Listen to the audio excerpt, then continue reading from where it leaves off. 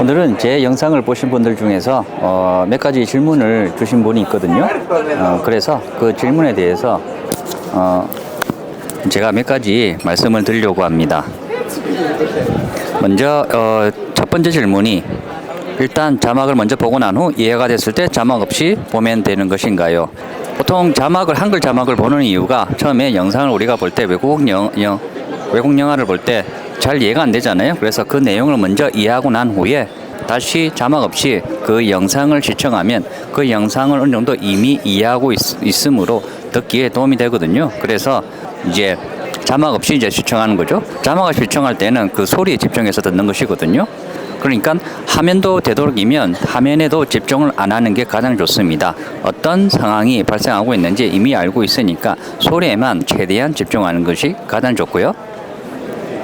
따라서 자막은 한글 자막으로 한 번만 보고 나면 됩니다. 그리고 레벨이 낮은 분들 같은 경우에는 이제 영화 드라마를 볼 때는 이제 영어 자막을 보면서 들어도 됩니다.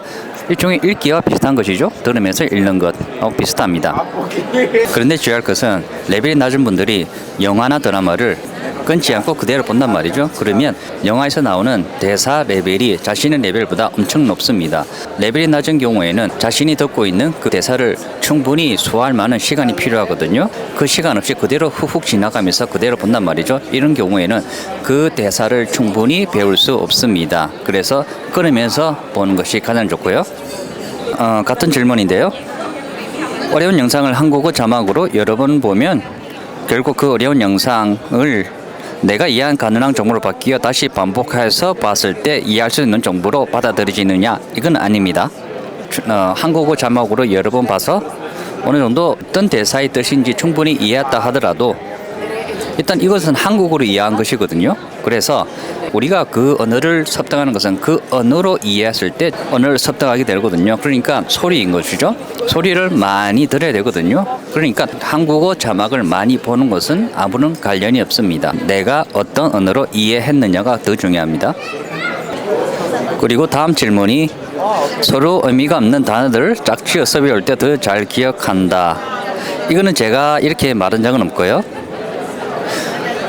관련이 없는 단어들이 하나의 이야기 속에 있을 때 그리고 그 이야기 속에서 자신에게 의미 있게 다가올 때 더 잘 배울 수 있습니다.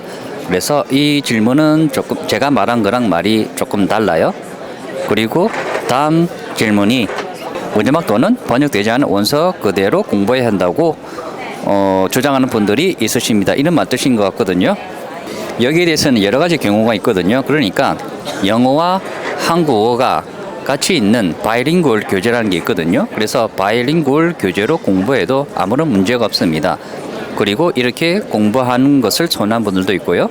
또한 반대로 번역 없이 그대로 영어 그대로 원서를 그대로 읽는 분들도 많이 있거든요. 어느 방법이든지 문제 없습니다. 근본적으로는 어떻게 공부하느냐의 문제이죠. 그러니까 내가 번역이 있느냐 없느냐 그것이 중요한 것이 아니고 자신이 공부할 때 영어를 외국어를 어떻게 공부하느냐 합석하느냐의 문제거든요. 따라서 번역이 있다고 하더라도 그 번역본을 그저 참고하고 원문에만 집중하는 경우가 있을 수 있고요. 모르는 단어만 참고하는 거죠. 이해가 가지 않는 문장을 이제 참고할 때 이렇게 번역을 보면 되거든요. 그러니까 레벨에 따라 달라지고 그리고 어떤 자료냐에 따라 달라지고 여러 가지 경우의 수가 있을 수 있습니다. 그러니까 질문하신 분이 궁금해하는 건 한국어로 이해하고 난 뒤 복습하면 안 되는 것이냐? 아닙니다. 문제 없습니다. 그대로 그렇게 공부하셔도 됩니다. 제가 질문에 대해서 이렇게 답변을 드렸는데요. 궁극적으로는 이렇습니다. 외국어를 배울 때 그 외국어와 자신의 레벨과 같을수록 가장 효과적입니다. 레벨도 맞아야 되고요. 그리고 그 자료의 흥미도가 나에게 어느 정도이냐에 따라서도 크게 달라지거든요. 결론적으로 자신이 가장 흥미를 느끼는 자료여야 하고요. 그리고 그 자료의 레벨이 자신과 비슷할수록 가장 좋습니다. 그러니까 이 두 가지만 지켜도 가장 잘 배울 수 있죠. 많은 사람들이 영어나 드라마를 보면서 외국어를 배울 때 그것으로 왜 잘 배울 수 없느냐면 그렇게 학습하는 분들이 영화나 드라마의 레벨이 자신의 레벨보다 엄청 높거든요.